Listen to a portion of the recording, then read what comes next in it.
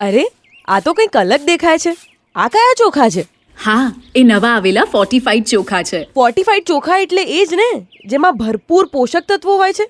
અને આ તો સરકાર દ્વારા દરેક આંગણવાડી કેન્દ્ર પર આપવામાં આવે છે. હા, આ ચોખામાં આયર્ન, ફોલિક એસિડ અને વિટામિન B12 હોય છે, જે બાળકોના વિકાસ અને લોહીમાં વધારો કરે છે તથા ગર્ભવતી મહિલાઓ અને ધાત્રી માતા માટે આ ચોખા ઉત્તમ છે. તેનાથી માં અને બાળક બંને સ્વસ્થ રહે છે. સ્વાદમાં ઉત્તમ અને સ્વાસ્થ્ય માટે સર્વોત્તમ છે. ફોર્ટિફાઈડ ચોખા ખાઈએ, પોષણક્ષમ આહાર અપનાવીએ. ગુજરાત સરકાર અને ન્યુટ્રિશન ઇન્ટરનેશનલ દ્વારા જનહિતમાં પ્રસ્તુત.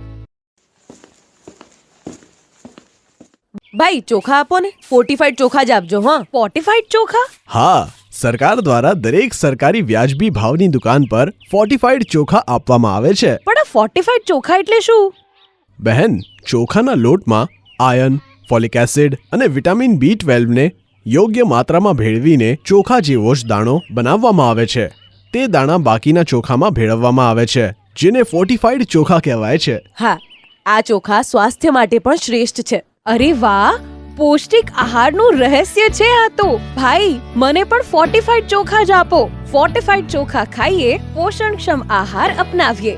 ગુજરાત સરકાર અને ન્યુટ્રિશન ઇન્ટરનેશનલ દ્વારા જનહિતમાં પ્રસ્તુત. નમસ્તે સાહેબ. કાલે મને આપણી શાળામાં બપોરનું ભોજન બનાવતા બે બહેનો વ્યાજબી ભાવની દુકાને મળ્યા. તેઓએ ફોર્ટિફાઈડ ચોખા માંગ્યા. એ શું? ભાઈ, તે ભારત સરકાર દ્વારા પૂરા પાડવામાં આવતા ખાસ પૌષ્ટિક ચોખા છે. આ ફોર્ટિફાઈડ ચોખામાં આયર્ન, ફોલિક એસિડ અને વિટામિન B12 હોય છે, જે ખાવાથી બાળકના સર્વાંગી વિકાસમાં વધારો થાય છે અને આયર્ન અને લોહીની ઉણપ રોકે છે. એટલે શાળામાં ભણતર સાથે સાથે બાળકોના પોષણની પણ દેખરેખ. હા, બાળકોની સુખાકારી એ આપણી જવાબદારી. ફોર્ટિફાઈડ ચોખા ખાઈએ, પોષણક્ષમ આહાર અપનાવીએ. ગુજરાત સરકાર અને ન્યુટ્રિશન ઇન્ટરનેશનલ દ્વારા જનહિતમાં પ્રસ્તુત.